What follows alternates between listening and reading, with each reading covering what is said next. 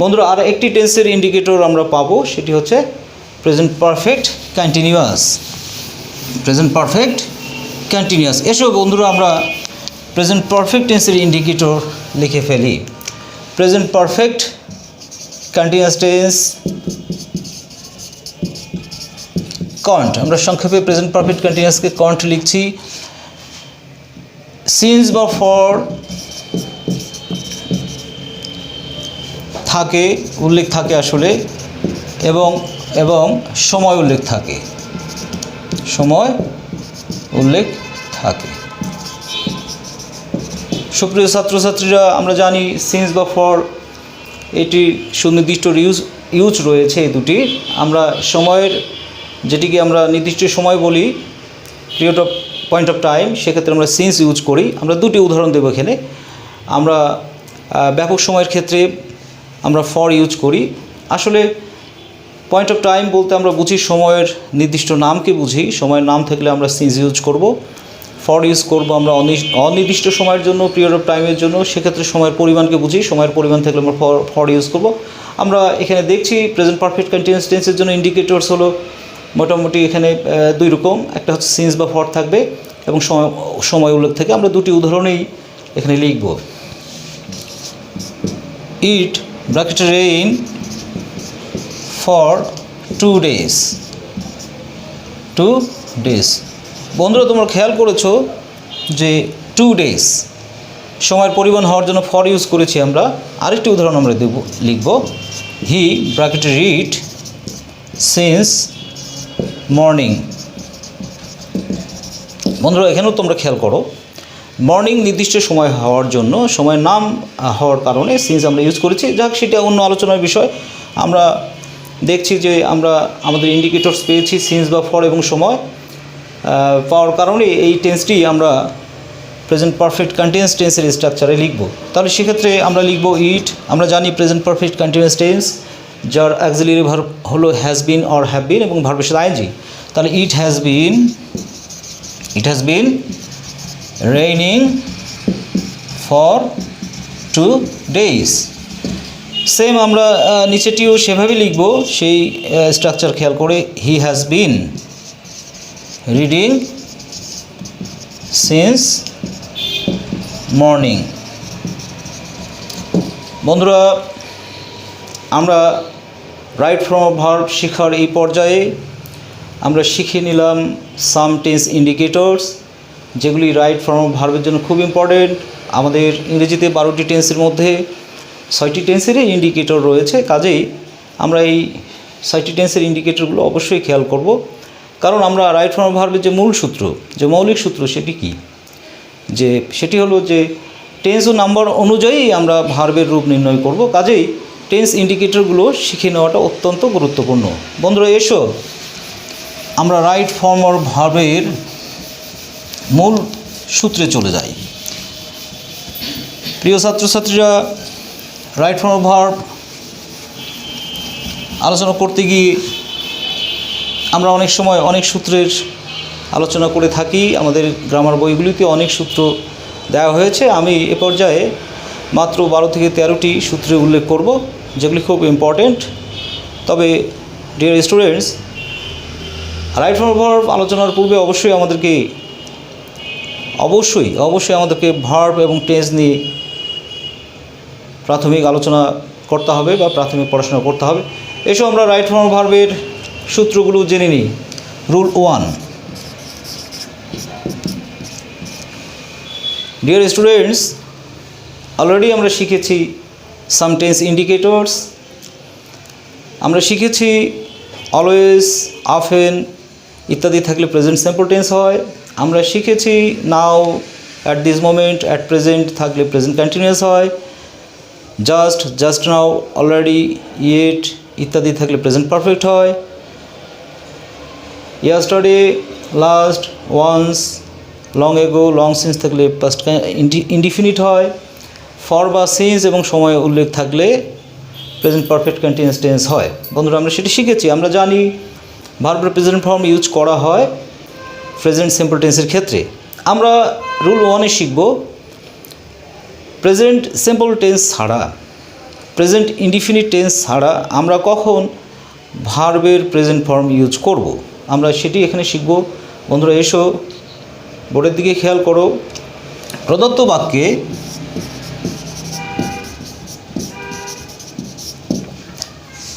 Modals থাকলে verb সর্বদা V1 হয় বা প্রেজেন্ট ফর্ম হয় বা ভার্বের বেস ফর্ম হয়। মোডালস ভার্ব আমরা জানি যে আমাদের অক্সিলিয়ারি ভার্ব দুই প্রকার, প্রাইমারি অক্সিলিয়ারিস এবং মোডাল অক্সিলিয়ারিস। আমরা মোডালস ভার্ব ঠিক প্রকার নেই, মোডালস ভার্বের কয়েকটি রূপ রয়েছে। আমাদের সিম্পল মোডালস, কিছু সেমি মোডালস রয়েছে। আমরা স্টার চিহ্ন দিয়ে বুঝিয়ে দিই বিভিন্ন ধরনের মোডালসকে। আমরা 3 ধরনের মোডালস এখানে পাবো: শ্যাল, উইল, ক্যান, মে। এদের আবার past tense should, would, could, might, let, need, must, dare, dot. এগুলি এক ধরনের মোডালস। আরেক ধরনের মোডালস যখন আমরা আরেক ধরনের মোডালস হলো প্রাইমারি অক্সিলিয়ারির সঙ্গে primary auxiliary verb am, is, are, was, were এবং হ্যাজ, হ্যাভ, হ্যাড ইত্যাদির সঙ্গে টু বসিয়ে দিলেও সেটি মোডাল ভার্ব হয়ে যায়। সেক্ষেত্রে is to, am to, are to, was to, has to, have to ইত্যাদি।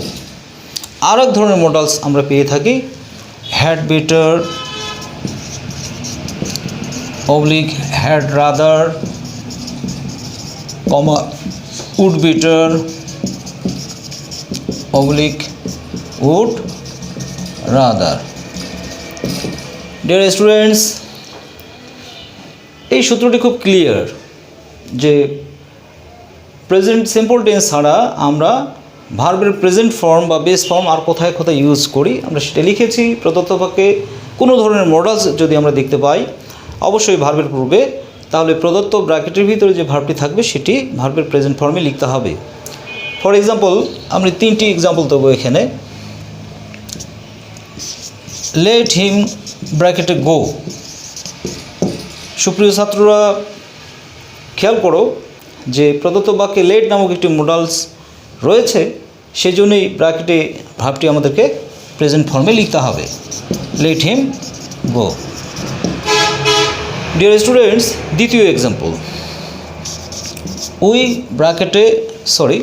বন্ধুরা উই আর টু ব্র্যাকেটে ডু, তারপরে ইট। এক্ষেত্রেও আমরা একটি মোডালস দেখতে পাচ্ছি। তাহলে আমাদের কি হবে? উত্তরটি হবে we are to do it.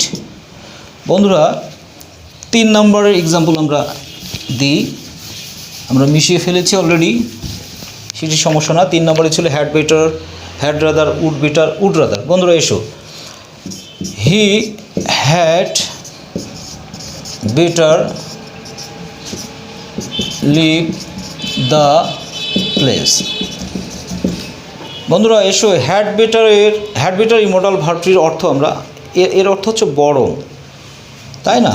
যেহেতু হ্যাড বেটার রয়েছে সেক্ষেত্রে অবশ্যই ভার্বটি বেস ফর্ম হবে, তাহলে শুধু ব্র্যাকেটটা তুলে দিলেই হবে। He had better leave the place. বন্ধুরা প্রেজেন্ট সিম্পল টেন্স ছাড়াও, প্রেজেন্ট ইনডিফিনিট টেন্স ছাড়াও আর কখন আমরা ভার্বের বেস ফর্ম ইউজ করি রুল 1-এ আমরা সেটি শিখলাম। এসব বন্ধুরা আমরা রুল 2 নিয়ে আলোচনা করি। রুল 2 বন্ধুরা এ পর্যায়ে আমরা শিখব কন্টিনিউয়াস টেন্স ছাড়া। ইংরেজিতে আমরা জানি 6টি কন্টিনিউয়াস টেন্স রয়েছে। এই 6টি কন্টিনিউয়াস টেন্সেই আমরা ভার্বের সাথে আইএনজি ইউজ করি। আমরা এই রুল 2-তে শিখব যে কন্টিনিউয়াস টেন্স ছাড়াও আর কোথায় কোথায় আমরা ভার্বের সাথে আইএনজি ইউজ করতে পারি। বন্ধুরা খুব খেয়াল করো, এই সূত্রটি আলোচনা করতে গিয়ে 3টি উদাহরণ দেব। বন্ধুরা এসো আমরা লিখে ফেলি। প্রদত্ত বাক্যে mind, comma would mind, comma can't help oblique couldn't help, comma with a view to look forward to get used to dot dot থাকলে আমরা প্রদত্ত ভার্বের সাথে আইএনজি যোগ করব। এটি একটি। আরেকটি যে প্রিপোজিশন যদি থেকে যায়, প্রিপোজিশন থাকলে ভার্বের সাথে আইএনজি বসে। প্রিপোজিশন থাকলে বলতে প্রদত্ত ভার্বটির পূর্বে বা ব্র্যাকেটের পূর্বে যদি প্রিপোজিশন থেকে যায়। 3 নম্বরে সিম্পল সেন্টেন্স এ একটি যদি সিম্পল সেন্টেন্স থাকে, সিম্পল সেন্টেন্সে ডাবল ভার্ব থাকলে দ্বিতীয় ভার্বের সাথে আমরা আইএনজি যোগ করব। তাহলে ভার্বের সাথে আইএনজি অবশ্যই আমরা এই 3টি ক্ষেত্রে ইউজ করব। Mind, would mind, can't help, couldn't help, with a view to, look forward to, get use to dot dot আরও রয়েছে, সেটি তোমরা বাসায় স্টাডি করে সেটি তোমরা শিখে নেবে। ভার্বের পূর্বে যদি প্রিপোজিশন এসে যায় তাহলে সেই ভার্বের সাথে আইএনজি যোগ করতে হবে। আর যদি সিম্পল সেন্টেন্স থাকে আর সেই সেন্টেন্সে যদি ডাবল ভার্ব থাকে তাহলে সেই ভার্বটির সাথে আইএনজি যোগ করতে হবে। এসো আমরা বন্ধুরা উদাহরণ দিই 3টি।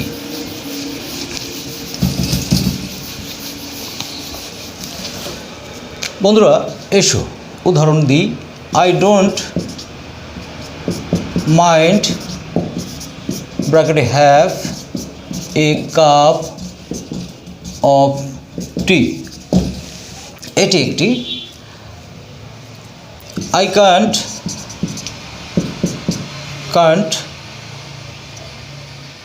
হেল্প ডু ইট, এটি একটি।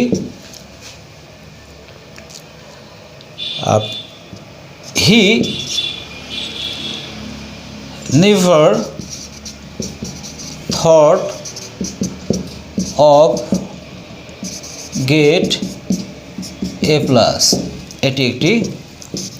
ওই 4টি উদাহরণ আমরা দিয়েছি অবশ্যই। We saw the boy playing, আমাদের 3টি উদাহরণ দিলেই হতো, আমরা 4টি উদাহরণ দিয়েছি, সেটি আরও ভালো হয়েছে। মাইন্ড থাকার কারণে এই ভার্বটি আমাদের আইএনজি যুক্ত হবে। আমি পুরোটা লিখলাম না। I don't mind having a cup of tea, পরেরটি। কান্ট হেল্প থাকার কারণে এই ভার্বটি আইএনজি যুক্ত হবে। পরেরটি প্রিপোজিশন অফ গেট ভার্বের পূর্বে ব্র্যাকেটের পূর্বে আমরা পেয়েছি অফ, এই জন্য ভার্বটি আইএনজি যুক্ত হবে গেটিং। আমরা বন্ধুরা এসে 4 নম্বর সেন্টেন্সে খেয়াল করি। এটি একটি সিম্পল সেন্টেন্স, এটি একটি ফিনিট ভার্ব রয়েছে, তো আরেকটি ভার্ব এখানে রয়েছে, সে ভার্বটি অবশ্যই নন ফিনিট হবে, সেক্ষেত্রে ভার্বের সাথে আইএনজি করতে হবে। আমরা এখানে প্লেইং করলে হবে, that is we saw the boy playing. বন্ধুরা এসো আমরা 3 নম্বর সূত্র নিয়ে আলোচনা করি।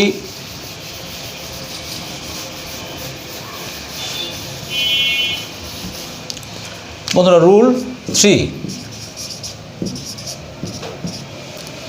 প্রিয় ছাত্রছাত্রীরা, আমরা অলরেডি জেনেছি ভার্বের পাস্ট ফর্ম ইউজ করে আমরা পাস্ট ইনডিফিনিট টেন্স বা পাস্ট সিম্পল টেন্স থাকলে সূত্রে এই পর্যায়ে 3 নম্বর সূত্রে আমরা শিখব পাস্ট সিম্পল টেন্স ছাড়াও আর কখন ভার্বের আমরা পাস্ট ফর্ম বা V2 ফর্ম ইউজ করি। প্রদত্ত বাক্যে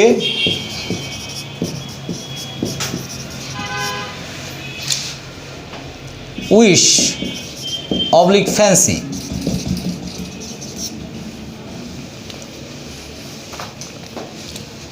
থাকলে ভার্ব সর্বদা V2 হয়। এছাড়াও it is time it is high time থাকলে ভার্ব সর্বদা V2 বা পাস্ট ফর্ম হয়। বন্ধুরা এসো আমরা উদাহরণ দিই। হি ফ্যান্সিস ব্র্যাকেটে ভিজিট দ্য লন্ডন ব্রিজ।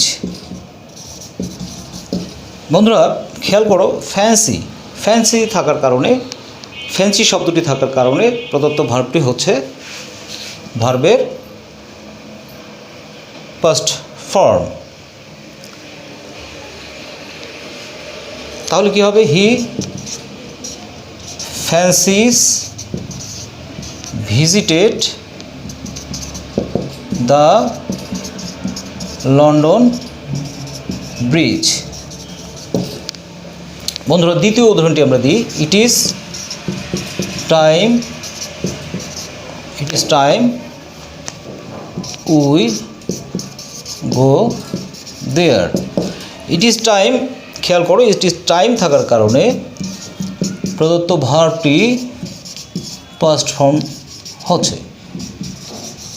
বন্ধুরা আমরা 3 নম্বর সূত্রে আমরা শিখলাম যে পাস্ট সিম্পল টেন্স ছাড়াও ভার্ব কখন পাস্ট পার্টিসিপল হয়। বন্ধুরা এসো আমরা রুল 4 নিয়ে আলোচনা করি। এ পর্যায়ে আমরা শিখব, বন্ধুরা প্রিয় ছাত্রছাত্রীরা, এ পর্যায়ে আমরা শিখব ভার্বের পাস্ট পার্টিসিপল ফর্ম বা ভার্বের V3 ফর্ম আমরা কখন ইউজ করি পারফেক্ট টেন্সগুলি ছাড়াও। তো বন্ধুরা আমরা ক্লাসের একেবারেই শেষ পর্যায়ে চলে এসেছি। আমরা আগামী ক্লাসে শিখব রুল 4 প্রেজেন্ট পারফেক্ট টেন্স ছাড়াও আর কখন ভার্বের পাস্ট পার্টিসিপল ইউজ করা হয়। আমরা পরবর্তী ক্লাসে এটি দিয়ে শুরু করব।